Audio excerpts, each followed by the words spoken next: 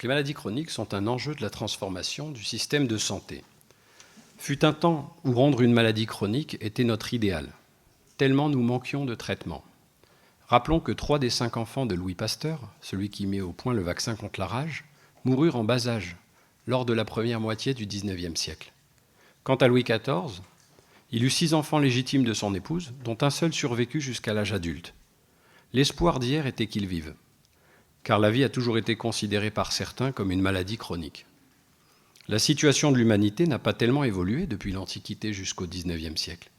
Cependant, l'inefficacité ne dissuadait pas les médecins d'exercer, des médecins pédants et peu crédibles, dont se gaussait Molière. C'est réellement à partir de la Renaissance que la connaissance objective du corps se développe. La médecine pré-scientifique était marquée par la prudence médicale, hippocratique. On disait primum non nocere, d'abord ne pas nuire. Il n'est pas si loin ce temps où le corps et l'esprit étaient perçus comme une même chose, vus sous 2 angles différents, par Spinoza. Grâce au progrès de la médecine, ces mêmes maladies chroniques se sont transformées, aujourd'hui, en fardeaux médico-économiques et en challenge organisationnel pour notre système de santé. Aujourd'hui, près de 24 millions de Français souffrent de maladies chroniques. Certains en cumulent plusieurs, alors que plus de 11 millions d'entre eux bénéficient du dispositif affection longue durée, dont la liste s'agrandit constamment, comme en témoigne la récente reconnaissance de l'endométriose sévère. Parmi elles, on note les maladies cardio-neurovasculaires, le diabète, les cancers, les affections psychiatriques chroniques et bien d'autres. Le vieillissement de la population est prédictif de leur augmentation pour les femmes autant que pour les hommes. Malgré une époque encore récemment focalisée sur le risque infectieux, les maladies chroniques restent la principale cause d'incapacité et de décès, puisque 71% des 59 millions de décès annuels dans le monde leur sont imputés. Pour illustration, 18 millions de décès sont dus aux pathologies cardiovasculaires et 9 millions au cancer. Alors que 100 milliards d'euros de dépenses de santé de l'assurance maladie sont déjà liés à la prise en charge de ces maladies chroniques, l'amélioration diagnostique, les innovations thérapeutiques, ainsi que les handicaps chroniques induits devraient vraisemblablement faire augmenter ces dépenses. Bien qu'il ait fallu 60 ans à l'humanité pour gagner 14 ans d'espérance de vie, grâce au progrès de la médecine, on déplore encore de grandes inégalités. Par exemple, on constate 7 ans d'écart d'espérance de vie dans notre région Île-de-France entre les plus riches et les plus pauvres. À ces inégalités sociales s'ajoute le fait que la médecine contrainte ne peut répondre correctement aux attentes de tous nos patients, ainsi que la carence en personnel paramédicaux. La moitié de notre milliard de consultations médicales annuelles en France servent à gérer des symptômes pour lesquels nous prescrivons des médicaments dans plus de 90% des cas, accordant un temps trop limité à nos patients. Ainsi, nous gaspillons beaucoup avec cette médecine dite prescriptive, puisqu'une boîte de médicaments sur 2 est jetée à la poubelle, soit 7 milliards d'euros par an. Si le leur qu'est l'espérance de vie a grandement augmenté, 86 ans pour les femmes et 80 ans pour les hommes, cette augmentation n'est pas corrélée à la même croissance de l'espérance de vie en bonne santé, qui est de moins de 64 ans. Ces écarts s'accentuent avec le temps, car nous maintenons de plus en plus en vie une grande partie de notre population, sans forcément y associer la qualité de vie en regard. En d'autres termes, nous créons des maladies chroniques, en transformant certaines maladies aiguës, autrefois mortelles, grâce aux progrès médicaux. Pour exemple, le sida ou certains cancers métastatiques, avec lesquels on peut vivre souvent très longtemps. Certains diraient que l'espérance de vie en bonne santé n'augmente pas à cause de la gestion de notre hôpital. C'est en grande partie faux.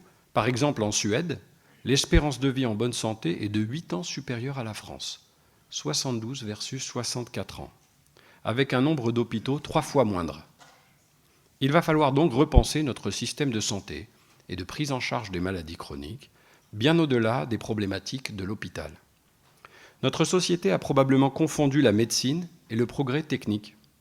Elle a probablement oublié notre mission de prendre soin pour rationaliser les soins et a laissé s'instaurer la dérive d'une médecine à l'acte.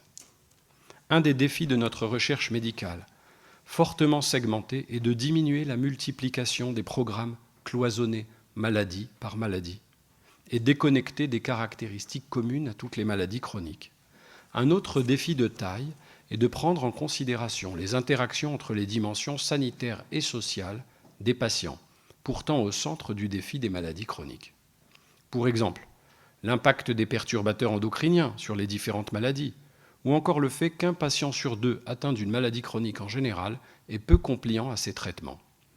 Il est grand temps de reconstruire un système de santé, considérant ce qu'il y a de commun aux maladies chroniques, en prenant en charge l'individu plutôt que seulement sa maladie.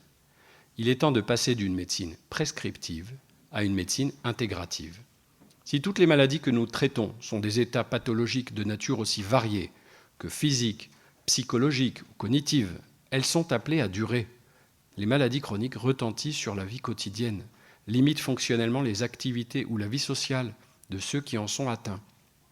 La dépendance vis-à-vis des médicaments, d'un régime particulier, d'une technologie médicale, d'un appareillage ou d'une assistance personnelle contraint aussi bien les patients que leurs aidants. La nécessité de soins médicaux ou paramédicaux, d'une aide psychologique, d'une adaptation des conditions de vie, d'une surveillance ou d'une prévention particulière, peut et doit s'inscrire dans un parcours de soins médico-social. Pour cela, il serait souhaitable d'organiser des parcours santé pour les patients atteints de maladies chroniques au même titre que les programmes d'éducation thérapeutique des patients déjà déployés sur notre territoire. Nous considérerions la santé émotionnelle, physique, psychologique, sociale, culturelle, environnementale et sexuelle de chaque patient en organisant son parcours d'accompagnement.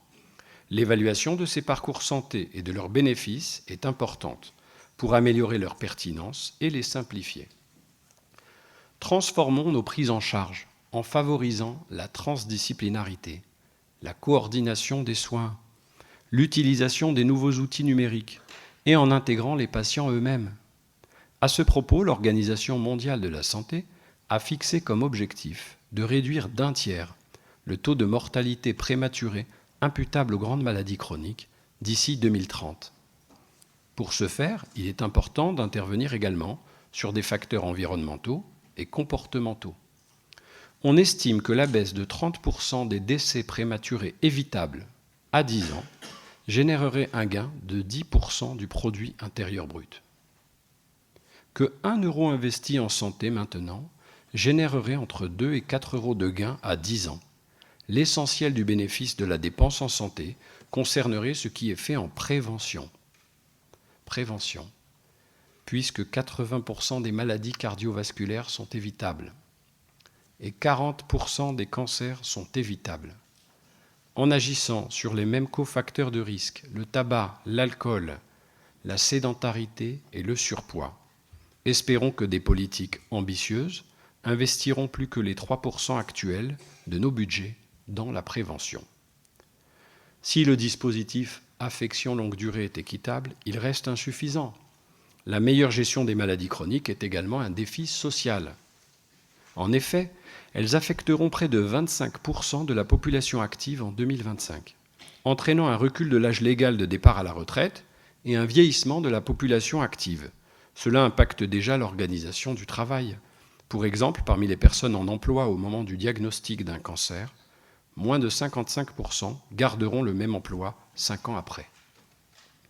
Le décloisonnement de la médecine de ville et hospitalière, autant que l'amélioration de la formation des soignants, médicaux et paramédicaux, seront indispensables.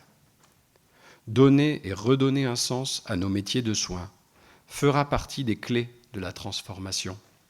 Valoriser la qualité de vie, de la même manière que la quantité de vie, est désormais un enjeu de société.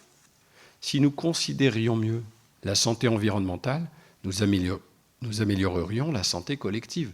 Pour exemple, on estime à 8 700 000 décès chaque année dans le monde, les décès dus à la pollution. C'est environ 70 000 décès par an en France. Si les 37 millions années des Jeux Olympiques de Français inactifs se mettaient ou remettaient à l'exercice physique, voire au sport, nous économiserions des dizaines de milliards d'euros. Prendre du recul sur les coûts sociétaux de nos modes de vie est aussi indispensable à la bonne prise en charge des maladies chroniques qu'à notre économie sanitaire.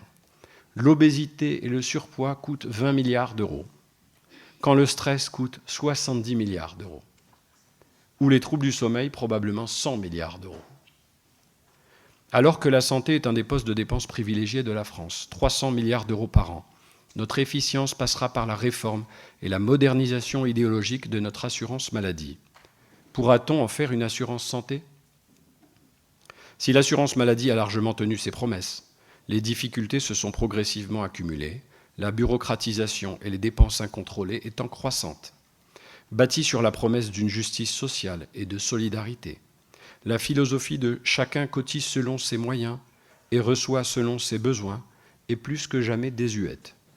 À l'aune du développement exponentiel du quatrième âge, ainsi que des grands progrès médicaux, comment n'évoquer la sécurité sociale que comme un organisme payeur, plutôt que comme un pilier de la philosophie sociale ? La réforme de l'assurance maladie est celle de l'adaptation au changement. Pour relever les défis de demain, que sont l'accompagnement des effets de l'évolution démographique, la réduction des vulnérabilités et la protection sociale durable, le soutien au développement d'activités innovantes, la gestion des risques majeurs, repenser notre assurance santé est indispensable. Il faut cesser de considérer les patients comme des malades. À force d'identification et d'études, on a chronicisé des déséquilibres, mais aussi transformé des équilibres instables en maladies. Instables pour la science, mais pas forcément pour le patient. Il faut maintenant faire avec ces nouveaux malades, ces malades chroniques. À nous de repenser notre définition de la maladie. Comme le disait Georges Canguilhem, la maladie est une expérience d'innovation positive du vivant, et non plus seulement un fait diminutif ou multiplicatif. La maladie n'est pas une variation sur la dimension de la santé, elle est une nouvelle dimension de la vie. Pour passer d'une démocratie politique et sociale actuelle à une démocratie sanitaire dès demain, terminons avec l'adage « Tout homme bien portant est un malade qui s'ignore ». En lui préférant tout homme en meilleure santé est celui qui assume le mieux ses multiples équilibres de vie. Gageons que la pleine santé améliore notre bonheur intérieur brut, autant que l'absence de maladie améliore notre produit intérieur brut. Pour conclure, il nous faudra penser le changement culturel autant que les ressources à allouer aux maladies chroniques pour changer les choses. Le programme dans lequel nous nous sommes engagés ensemble, à l'Institut Raphaël et avec la chaire en santé intégrative au Conservatoire national des arts et métiers, et qui co-organise ce cycle de conférences, vise à offrir et évaluer à des patients touchés par des maladies chroniques des parcours santé d'accompagnement coordonnés, orientés vers un accompagnement nutritionnel, émotionnel, de l'activité physique, du bien-être et vers le retour à l'emploi. Nous souhaitons démontrer que toutes les fragilités induites par les maladies chroniques pourraient bénéficier de ces parcours santé au-delà des soins médicaux spécifiques qu'elles nécessitent. Que ce soit pour prendre en charge les handicaps d'un des 150 000 patients faisant un accident vasculaire cérébral chaque année, ou l'impact négatif des troubles du transit incessants, des 200 000 patients touchés par une maladie inflammatoire de l'intestin, nous ne pouvons nous contenter de prescrire des médicaments. Enfin, que ce soit pour remettre au sport l'un des 200 000 patients atteints de polyarthrite rhumatoïde ou faire reprendre du poids à une des 2 millions de personnes dénutries, nous ne pouvons nous contenter de soins techniques.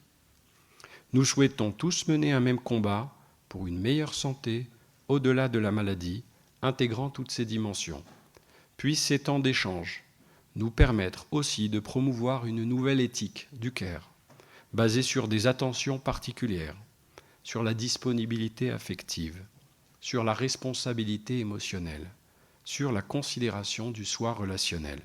L'altérité et la solidarité sont plus que jamais les valeurs cardinales qui doivent guider à nos actions collectives.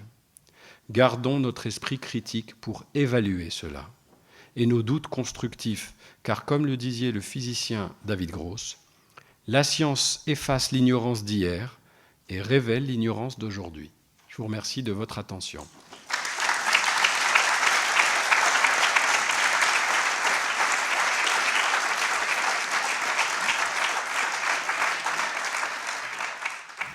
Donc en Suède, visiblement, ils vivent beaucoup plus longtemps que nous. 8 ans de plus, sont-ils en meilleure santé pour autant? Et que font-ils, eux? Merci Laure. Donc en fait, en espérance de vie, les pays occidentaux se valent. Mais on a une nouvelle donnée qu'on ne regarde pas dans l'espérance de vie, c'est l'espérance de vie en bonne santé. C'est-à-dire que si on vit 86 ans, mais qu'à 64 ans, on n'est plus autonome, et on est une charge lourde pour les siens, et on vit triste, c'est peut-être pas pareil. Donc en fait, le chiffre, c'est de dire qu'ils vont vivre 8 ans de plus en bonne santé. Mais pourtant, on passe de 600 et quelques lits pour 100 000 habitants à 200. C'est pas parce qu'on a musclé le nombre de lits à l'hôpital qu'on va forcément augmenter l'espérance de vie en bonne santé. L'organisation du système n'est pas la même. La part qu'on donne à la prévention, à la réhabilitation, la manière dont on utilise nos lits hospitaliers, c'est important. C'est pas plus on a de lits, plus on vit longtemps. Alors, ma question, c'est que j'ai noté un point important, à savoir le changement culturel. Mais il me semble qu'on n'est pas forcément aidé par l'industrie agroalimentaire, par exemple, parce que je pense que le point très important, pour la santé, c'est l'alimentation, c'est ce que nous mangeons. Et lorsqu'on voit, par exemple, le taux de sucre dans les boissons sucrées, les sodas, etc., c'est pas forcément évident. Donc je pense que j'aimerais savoir qu'est-ce que vous entendez je terminerai par ça, par changement culturel. Je me semble que c'est une très grosse affaire. Merci. Merci. Vous avez raison. Hein. La culture, effectivement, c'est les arts, les lettres, les valeurs, mais également les modes de vie. Donc on y arrive. Il y a certainement des modes de vie qui nous permettraient de vivre en meilleure santé. Alors ça ne veut pas dire qu'il faut que tout le monde soit sous régime crétois. On a quand même un des plus grands diabétologues français à nos côtés, et il nous donnera son avis.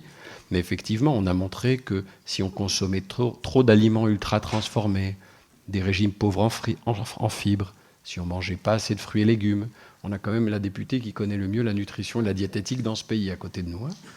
Voilà. Donc effectivement, la culture, ça va passer par les habitudes, les modes de vie, et de toutes les façons, pour transformer, il faut former.